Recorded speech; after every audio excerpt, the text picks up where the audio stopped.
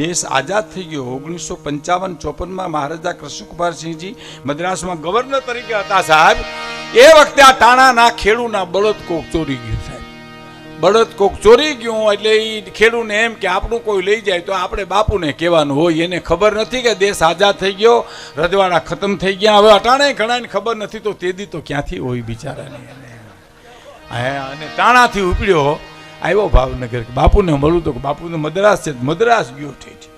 અને મુલાકાત માગી, બળદ લઈ ગયો તો કે હા કઈ લઈ ગયા કે બપોર ભાત આવ્યું, મારે ઘરેથી ભાત લઈને આવ્યા, ઝાડને છાંયે હું જમ્યો, જમીન હૂતો ને ઉઠ્યો તો બળદ નહોતા।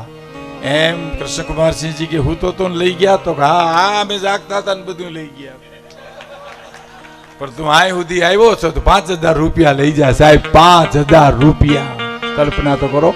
એટલે હું બાપુને એમ કહેતો હતો કે આ દેશની સંસ્કૃતિ આંસુની સંસ્કૃતિ છે સાહેબ।